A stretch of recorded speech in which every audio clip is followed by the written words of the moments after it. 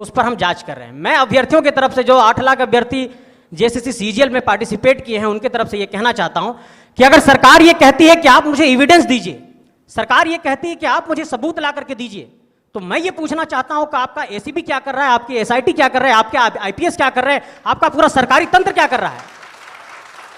हम शिकायत करेंगे, लेकिन उस शिकायत पर जांच करने की जिम्मेवारी आपको है।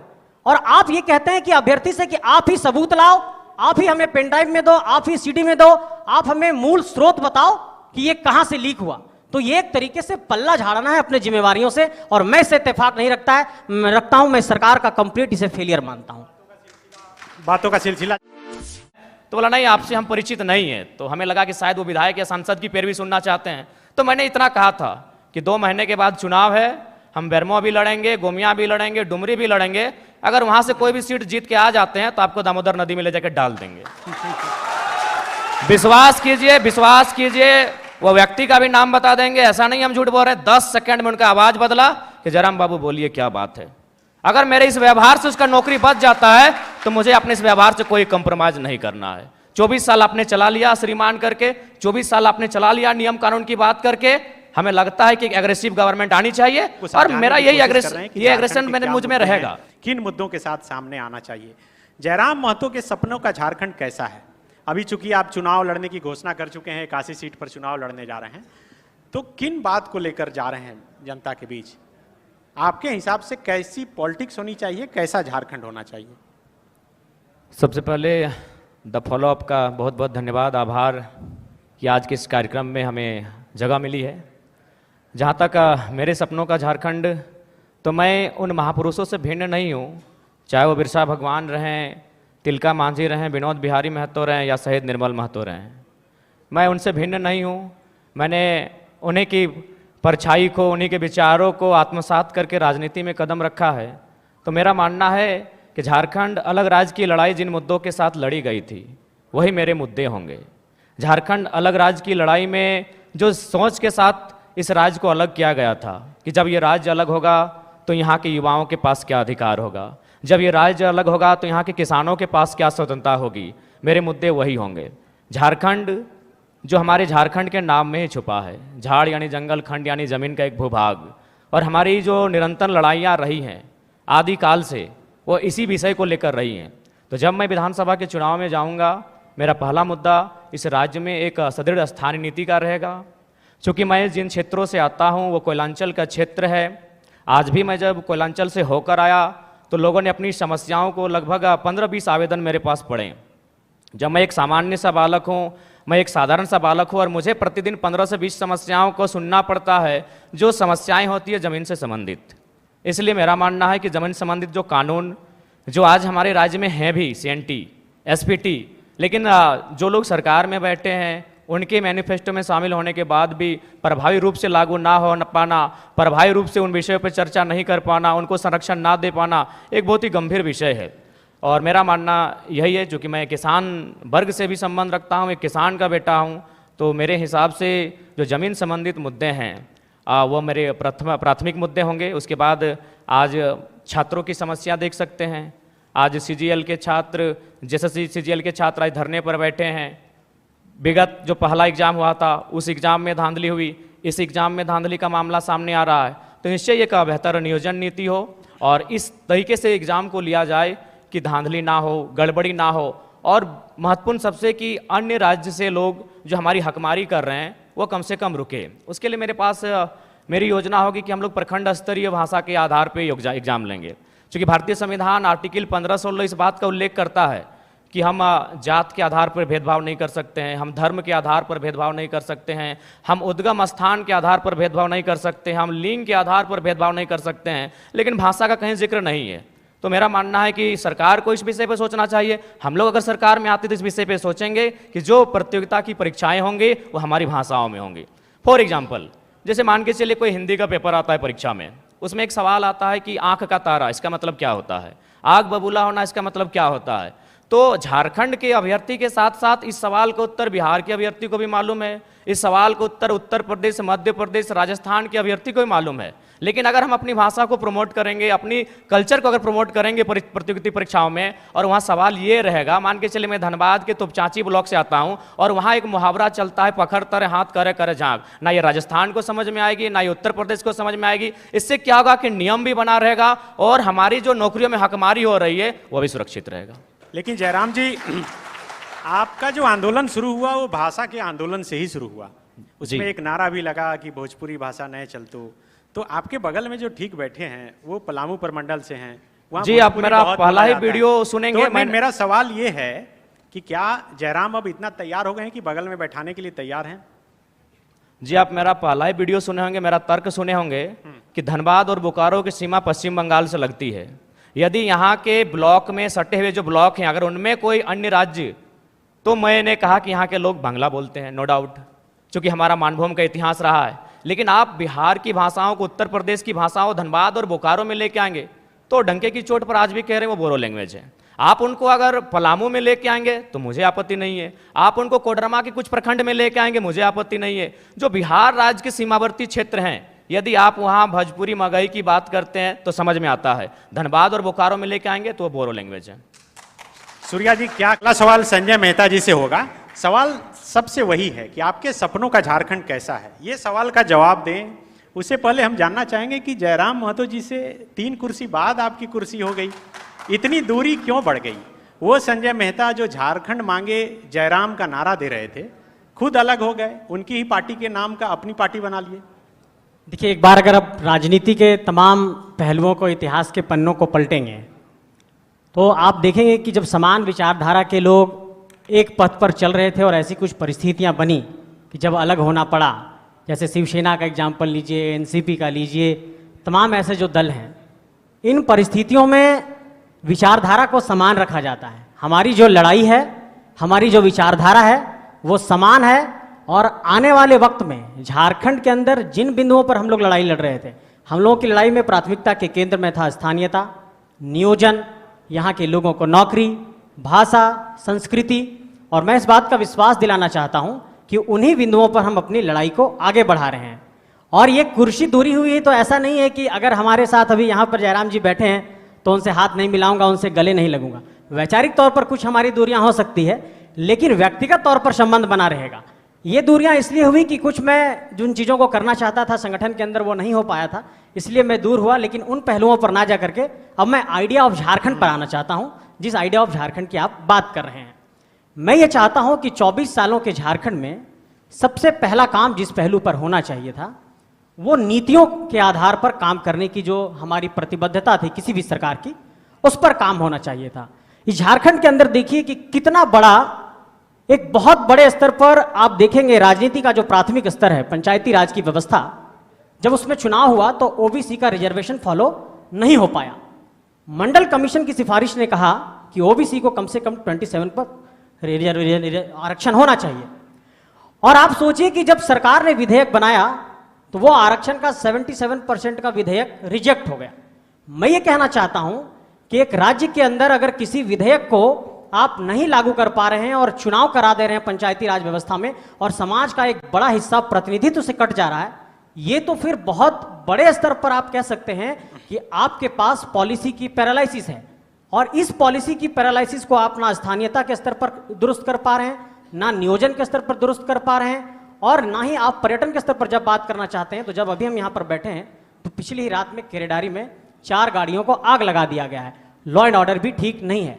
ऐसे हालात में मैं ये समझता हूँ कि अगर किसी सरकार के लिए आइडिया ऑफ झारखंड में ये आता है कि हम अपनी बहनों को, बेटियों को 1000 रुपया देते हैं, ठीक है, ऐसी योजनाओं का स्वागत है। लेकिन मैं ये कहना चाहता हूँ कि मेरा आइडिया ऑफ झारखंड ये है कि सबके पास एक एब्सोल्यूट इकोनॉमिक स्ट्रेंथ हो, एक एब्सोल्यूट इकोनॉमिक एम्पावरमेंट हो, तभी ये झारखंड सशक्त होगा। आर्थिक संपन्नता जब तक नहीं आएगी, रोजगार के रास्ते से जब तक उनको जोड़ा नहीं जाएगा, तब तक इन पहलुओं का समाधान बिल्कुल नहीं निकलेगा। संजय मेहता जी जिस पर आए मैं उसी पर आना चाह रहा था। रोजगार के मसले पर मुख्यमंत्री हेमंत सोरेन भी वही उद्घाटन किए इस कॉन्क्लेव का। उन्होंने कहा कि नौकरी ऐसा है, एक अनार 100 बीमार वाला किस्सा है। झारखंड में भी काफी एक्टिव दिखती है। कौन है वो सिंडिकेट, कौन है? देखिए वो तो जनता को पहचानना होगा, वो कौन लोग हैं। जब लेकिन सहायक आचार्य का जब यहाँ पे नियुक्ति किया जाता है, उनका जब एग्जाम लिया जाता है, तो कौन है वैसे लोग जो लेकिन स्टूडेंट तो बोल रहे हैं सरकारी सिंडिकेट है। मैं इसका सवाल का पूरा मुझे कंप्लीट करने दे। कौन है वो लोग जो कोर्ट जाते हैं किसी भी नियुक्ति के लिए? कौन है वो लोग जो नरेटिव बिल्ड करते हैं? आज सरकार अपने तरफ से प्रयास करी है इंटरनेट बंद भी करना, मुझे लगता है ये बहुत एक सही कदम था सरकार के द्वारा, मगर फिर भी एक ऐसा नरेटिव बिल्ड किया गया कि इसमें धांधली हुआ है, इसमें गलत हुआ है, और अगर गलत हुआ भी है तो ये जांच का मामला बनता है। मगर जिस तरह से जो पॉलिटिकल पार्टीज हैं, जो दल हैं, जो संगठन हैं, जो इसमें इन टॉपिक्स को पिक करके आगे आती हैं और फिर इसको एक राजनीतिक रंग देने का प्रयास करती हैं, तो मुझे लगता है इन चीज़ों से ये चीज़ें गलत हैं, यहाँ के जनता के लिए गलत है, यहाँ के युवाओं के लिए गलत है, और जो एक परसेप्शन बिल्ड किया जा रहा है इस स्टेट के लिए वो भी गलत है। इसलिए मैं इस बात को कहूँगी कि हम लोग भले 100% सफल नहीं हो पाए इस सेक्टर में, मगर हम लोगों का प्रयास और मनसा बिल्कुल 100%। जयराम जी, आप तो हमेशा हजारों की भीड़ में रहते हैं, शिल्पी जी को बताइए वो सिंडिकेट कौन है? वो सिंडिकेट कौन है जो परीक्षाओं को बाधित करवाता है, पेपर लीक करवा देता है? देखिए, वे ऐसे लोग हैं जिनको लगता है कि इस दुनिया में मौत नाम की कोई चीज़ नहीं होती है, जिनको लगता है कि शायद वो सारा धन एकत्रित करके स्वर्ग जा सकते हैं, वहाँ सुख भोग सकते हैं। बिल्कुल ये बहुत गंभीर समस्या है, और मुझे लगता है कि इसमें सरकार के लोग शामिल होंगे, विपक्ष के लोग शामिल होंगे, ये कोई नई बात नहीं है। अगर आदरणीय शिल्पी जी कह रही हैं कि अगर वो जनता जानती है, तो जनता को मालूम है कि किस प्रकार से जेपीएससी की परीक्षा होती है। उनमें जब रिजल्ट आता है तो विधायक जी के रिश्तेदार होते हैं, विधायक जी के भाई होते हैं, विधायक जी के भतीजे होते हैं, तो ये किसी से छुपा नहीं है। बिल्कुल ये इसी बीच से है, इसी सिस्टम के बीच से है, इसमें किसी एक का कोई योगदान नहीं है।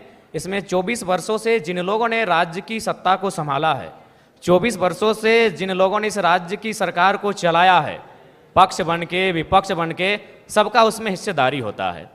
तो इसलिए जिस दिन वो इस बात को मानेंगे कि हमें एक समानतापूर्वक जीवन जीना है, हम लोग वास्तव में इंसान मनुष्य तभी हैं जब दूसरे की दर्द, दूसरे की तकलीफ और पीड़ा को देखकर हम भी पीड़ित होते हैं, तब शायद ये माहौल बदले। लेकिन फिलहाल ऐसे परिवेश में ये बुद्ध का देश भले है, लेकिन आज बुद्ध के विचार बिल्कुल विलुप्त हो चुके हैं। मुझे नहीं लगता है कि कोई शांति प्रिय तरीके से इस प्रकार के रास्तों से हटेगा। तो इसलिए मेरा मानना है कि नहीं, आपके समर्थक जो हैं वो next CM Tiger Jairam Mahato लिखते हैं, तो नेक्स्ट सीएम के पास क्या विजन है, कैसे आप करेंगे जो सब चीज ट्रांसपेरेंसी? देखिए, सबसे पहली बात, उन भय बिना प्रीत नहीं।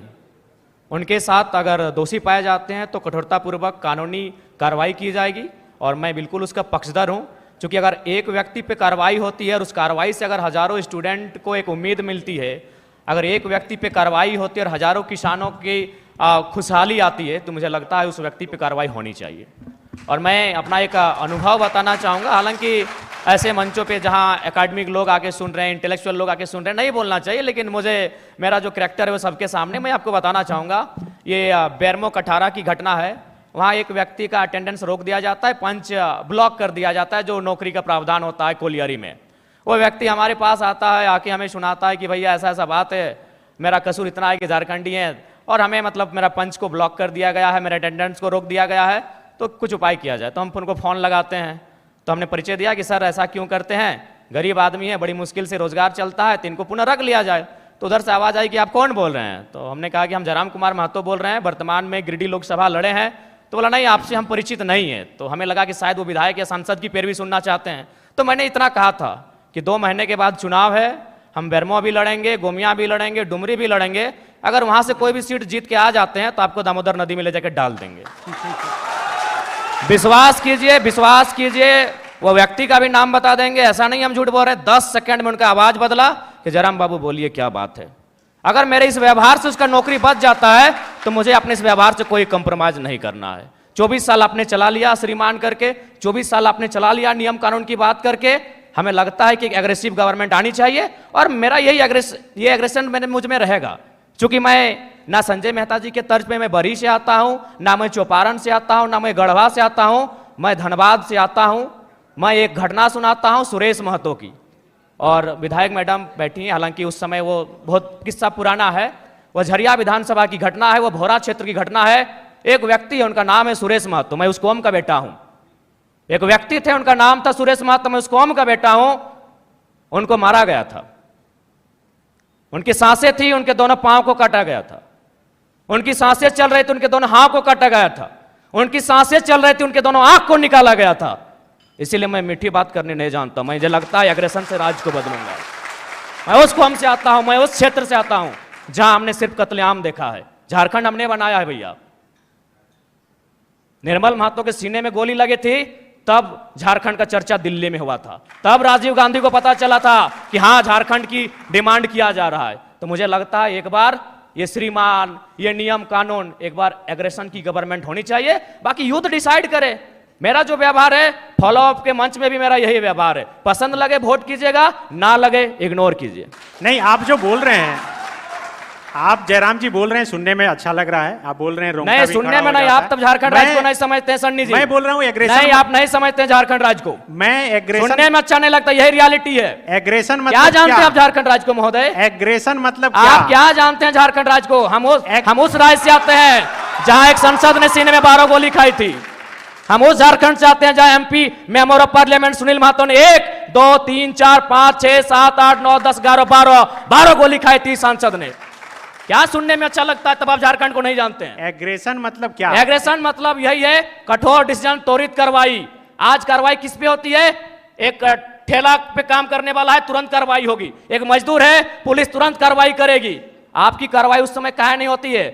जब बड़े बड़े लोग आपकी गिरफ्त में आते हैं, बड़ी बड़ी मछलियां जाल में फंसती हैं, क्यों कार्रवाई नहीं होती? हम लोग आते हैं तो छोटा रहे या बड़ा रहे, जो गलत रहे उस पर कार्रवाई होगी। मेरा सवाल वही था कि एग्रेशन मतलब क्या? एग्रेशन मतलब एग्रेशन का मतलब है कठोर डिसीजन। एग्रेशन मतलब एग्रेशन का मतलब है कोई दबाव नहीं। एग्रेशन का मतलब है कॉर्पोरेट से कोई भय नहीं। एग्रेशन का मतलब है अमीरों के चंदे से पलना नहीं। एग्रेशन का मतलब होता है निडर होकर, निष्पक्ष होकर झारखंड के मुद्दों पे बात करना, झारखंड के मुद्दों के समाधान करने के लिए प्रयास करना। एग्रेशन का मतलब, मेरा सवाल बार बार वही है कि क्या गाड़ी पर चढ़कर भाषण देना या फिर योगी की तरह बुलडोजर चलाना? देखिए, भाषण देना हमारा सिद्धांत नहीं रहा है। एक सवाल, आज राजभवन में लोग धरने पर बैठे हैं, मुख्यमंत्री के आवास पे लोग धरने बैठे हैं, आज सीजीएल के जेएसएससी कार्यालय के बाहर लोग धरने पर बैठे हैं। आंदोलन रोज होता है, लेकिन जयराम महतो एक 50 लड़कों के आंदोलन से आज सीएम का फेस बन के कैसे सामने आया? इस सवाल का उत्तर कोई दे। आंदोलन इस राज्य में रोज होता है, जयराम महतो ही क्यों? क्योंकि मैंने उन मुद्दों को टच किया, मैंने उस मुद्दों पे बात किया जो झारखंड की जरूरत थी, जिसपे झारखंड बात करना चाहता था। साफ शब्दों में झारखंड चाहता था कि बिल्ली के गर्दन में घंटी बांधी जाए, पर बांधेगा कौन? अब जयराम जी कह रहे हैं कि एग्रेशन से होगा। मीठी मीठी बातें करने मुझे नहीं आता, मैं संजय मेहता जी जैसा बरही से नहीं हूं। देखिए, मैं इसको थोड़ा सा डिस्क्राइब करता हूं। जब आप डेमोक्रेसी में विश्वास रखते हैं, जब लोकतंत्र पर आप आस्था रखते हैं, तो लोकतंत्र चलता है पॉलिसी से। और जब इस वक्त हम 21st सेंचुरी में हैं, पॉलिसी की बात कर रहे हैं, पॉलिसी रिफॉर्म की बात कर रहे हैं, और हम लोग पहले प्रश्न पर आए थे कि प्रश्न पत्र लीक होता है, एक सिंडिकेट है, इन सब चीज़ों पर आप क्या सोचते हैं? आपने ये प्रश्न किया था। मैं ये समझता हूं कि अगर नौकरशाही के स्तर पर इतनी बड़ी जिम्मेवारी, एक आयोग को अगर ये जिम्मेवारी दी जाती है कि आपको एक फेयर एग्जामिनेशन कंडक्ट कराना है, और वहाँ से अगर प्रश्न पत्र लीक हो रहा है, अगर गोपनीयता भंग हो रही है, अगर कोई एजेंसी का नाम सामने आ रहा है, तो मैं ये मानता हूँ कि ये पूरे सिस्टम का एक कलेक्टिव फेलियर है। और इस फेलियर पर इसकी अकाउंटेबिलिटी तय होनी चाहिए, इसका कौन उत्तरदायी है इसके लिए तय होना चाहिए। मैं एक छोटा सा एग्जाम्पल बताता हूँ। जब पिछली बार परीक्षा रद्द हुआ था, उस प्रोटेस्ट में मैं था वहाँ पर, उसमें एफआईआर दर्ज किया गया और उस पर एक एसआईटी गठित की गई। जब स्पेशल इन्वेस्टिगेशन टीम बनी और वो अभी तक जांच कर रही है, और उसमें अभी तक ये बात सामने नहीं आ पाया कि वो सिंडिकेट कौन था, जबकि आयोग ने खुद स्वीकार किया था कि पेपर लीक हुआ है, इसलिए इस परीक्षा को हम रद्द करते हैं। आप समझिए पूरे इस प्रभाव को, शासन और प्रशासन के प्रभाव को समझिए कि खुद वो स्वीकार करते हैं कि पेपर लीक हुआ, इसलिए हम इसको रद्द करते हैं और फिर से कंडक्ट कराएंगे।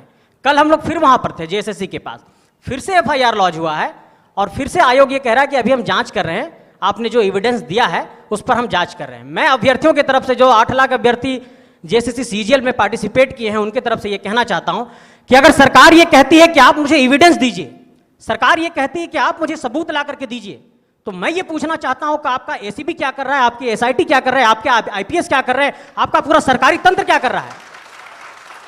हम शिकायत करेंगे, लेकिन उस शिकायत पर जांच करने की जिम्मेवारी आपको है। और आप ये कहते हैं कि अभ्यर्थी से कि आप ही सबूत लाओ, आप ही हमें पेनड्राइव में दो, आप ही सीडी में दो, आप हमें मूल स्रोत बताओ कि ये कहां से लीक हुआ। तो ये एक तरीके से पल्ला झाड़ना है अपने जिम्मेवारियों से, और मैं इससे इत्तेफाक नहीं रखता हूं। मैं सरकार का कंप्लीट इसे फेलियर मानता हूं। बातों का सिलसिला जो है जारी रहेगा। जयराम जी, इसी से जुड़ा हुआ मेरा एक सवाल है, आप क्या मानते हैं, चूंकि बहुत बारीकी से आप चीज़ों का अध्ययन करते हैं, भाषण देते वक्त किताब पढ़कर भी बोलते हैं, आपने अध्ययन कर पाया क्या सचमुच में ये सीजीएल का पेपर लीक हुआ लग रहा है आपको? देखिए, जैसा कि छात्रों के द्वारा, विभिन्न संस्थानों के द्वारा जो एविडेंस, साक्ष्य प्रस्तुत किए जा रहे हैं, तो प्रथम दृष्टि से तो यह स्पष्ट हो रहा है कि इस बार भी जो सीजीएल का पेपर है उसमें कहीं ना कहीं गड़बड़ी हुई है, धांधली हुई है। और मुझे लगता है कि पिछली बार जो पेपर गड़बड़ी हुआ था, अगर उसका जो लोग दोषी हैं, अगर वे दोषी लोग पकड़े जाते हैं, अगर उन पर कार्रवाई होती, तो शायद इस बार उनका मनोबल इतना ऊंचा नहीं होता। लेकिन चूंकि आपने एसआईटी का गठन किया, आपने समय मांगा, आपको समय मिला, उसके बाद भी ये तय नहीं हो पाया है कि पिछली बार जो पेपर गड़बड़ी हुई थी, जो 28 जनवरी 2024 को जब इसका एग्ज़ाम हुआ था, तो मेरा मानना है कि कहीं ना कहीं आपका कठोर निर्णय ना ले पाना गवर्नमेंट का, आपका क्विक डिसीजन ना ले पाना उन लोगों का मनोबल को बढ़ा रहा है। हमने कोल माफिया सुना था, हमने लैंड माफिया सुना था, अब यहाँ पेपर माफिया जैसे मामले सामने आ रहे हैं। तो इससे आप इनकार नहीं कर सकते हैं, इस पर आप मौन नहीं रह सकते हैं, ये तो आपको तय करना होगा, इस बात को आपको मानना होगा। क्योंकि पिछली बार हमारे ही 15 साथियों पर एफआईआर हुआ था, आज भी उस मुकदमे के कारण हमारे प्रत्याशी रांची के हमारे आदरणीय देवेंद्र जी जेल गए, उसी मुकदमे के कारण गए थे। तो जाहिर सी बात है, वो हाईलाइट तभी हुआ जब हम लोगों ने प्रोटेस्ट किया। उस प्रोटेस्ट के परिणाम स्वरूप उस समय वर्तमान मुख्यमंत्री माननीय चंपई सोरेन जी थे, एसआईटी का गठन हुआ। लेकिन आज परिणाम और निष्कर्ष आपके सामने क्या है? यानी आप लोग उन माफियाओं के मनोबल को बढ़ाने का कार्य आप स्वयं कर रहे हैं। तो ये तो आपको तय करना है कि आप छात्रों के साथ हैं या पेपर माफियाओं के साथ है, ये सरकार को आके तय करना है। यदि आप पेपर माफियाओं के खिलाफ हैं, तो पिछली बार जो आपने एसआईटी का गठन किया था, उसका निष्कर्ष क्या है, उसका रिजल्ट क्या है, दोषी कौन लोग हैं, वो कटघरे के पीछे कब होंगे, ये राज्य की जनता जानना चाहती है। सीजीएल जेएसएससी के तमाम 6 लाख अभ्यर्थी जानना चाहते हैं। बिल्कुल सूर्या जी, मेरा सवाल जयराम जी से है कि अक्सर वो अपनी जनसभा में मारने काटने की बात करते हैं, क्यों, आखिर ऐसा क्यों?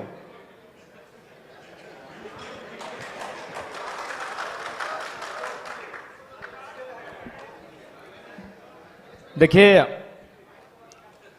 हम भी एक पढ़ा लिखा छात्र हैं और वर्तमान में पीएचडी का स्कॉलर हैं।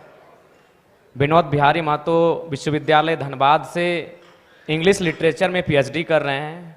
और बिल्कुल आज से 2 साल पहले मेरा ना ये कैरेक्टर था, ना मेरा यह व्यवहार था, ना मेरा ये स्वरूप था।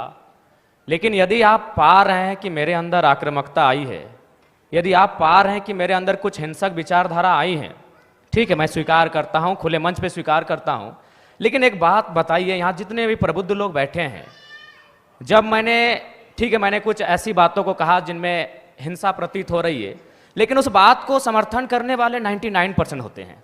जैसे हाल ही फिलहाल आपको मेरा बागमारा का वो वीडियो क्लिप पूरे देश में वायरल हो रहा है, जिसमें मैं एक बोतल को टेबल में पटक रहा हूं।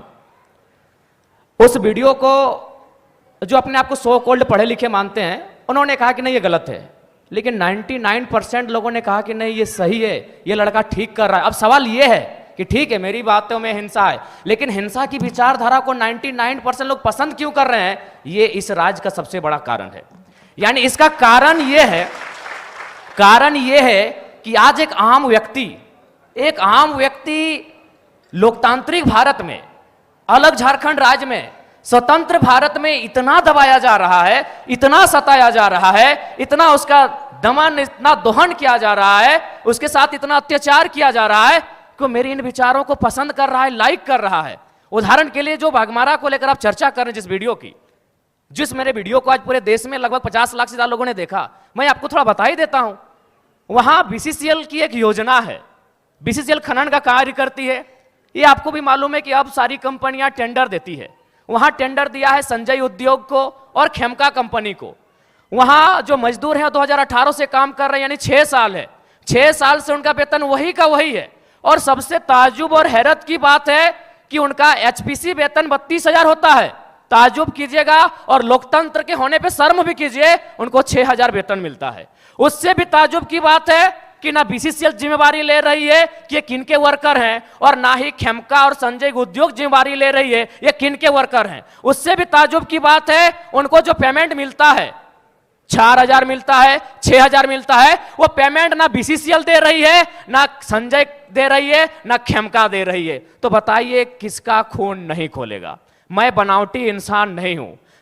उस मीटिंग में 52 मिनट डिस्कशन हुआ था, मैंने 52 मिनट के बाद मुंह खोला था, और ये तो मीडिया चल रही थी और कैमरा में कैच हो रहा था, इसीलिए मैंने बोतल को टेबल में पटका।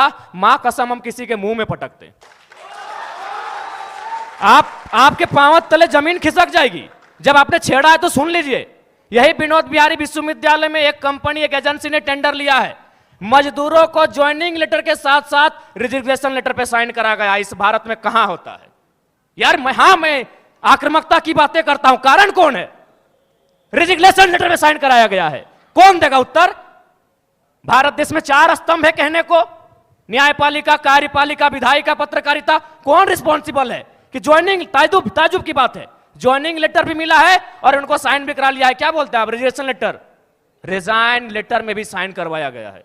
और एक घटना गोमिया की, जब मेरा सभा था बेरमो में, वो लड़का आया, उसने कहा कि जो एजेंसी है उनको पेमेंट देना होता है 20,000, लेकिन मेरा शर्त है उनका कि 20,000 आपके अकाउंट में देंगे, आपको 8,000 रिटर्न करना होगा, नहीं तो नौकरी से निकाल देंगे। उसके बाद भी अगर आपका खून नहीं खोलता है तो आप बनावटी लोग हैं, असल लोग नहीं है। अगर आप चाहते हैं मेरे अंदर की आक्रामकता कम हो, आप चाहते हैं मेरे अंदर की उग्र भावना कम हो, तो आज प्रबुद्ध लोग बैठे हैं। आज माननीय मंत्री दीदी बैठी हैं, आज माननीय मंत्री महोदय बैठे हैं, मंत्री 3 मंत्री बैठे हैं, आज प्रदेश अध्यक्ष महोदय बैठे, सांसद महोदय बैठे हैं, झारखंड मुक्ति मोर्चा के फिलहाल पालनहार हैं बैठे, आज विधायक मैडम बैठी हैं, यहां भी एक विधायक बैठे हैं, यहां भी एक विधायक बैठे हैं। ये लोग तय करें कि इस प्रकार का जुल्म, शोषण, अत्याचार एक आम व्यक्ति पे, यानी जो लोग हाशिए पर हैं, जो लोग निम्न स्तर पे हैं, उनके साथ अन्याय नहीं होगा। जयराम महतो प्रेम की कविताएं लिखेगा, इनकलाब की बातें नहीं करेगा। जयराम जी, अब चूंकि टाइम का सबका स्लॉट बंधा हुआ है और सामने सब मिनिस्टर भी बैठे हुए हैं, एमपी एमएलए भी जो हैं बैठे हुए हैं, सुखदेव भगत जी हैं, पूर्णिमा नीरज सिंह जी हैं, दीपिका पांडे सिंह जी हैं, मिथिलेश ठाकुर जी हैं, बन्ना गुप्ता जी भी हैं।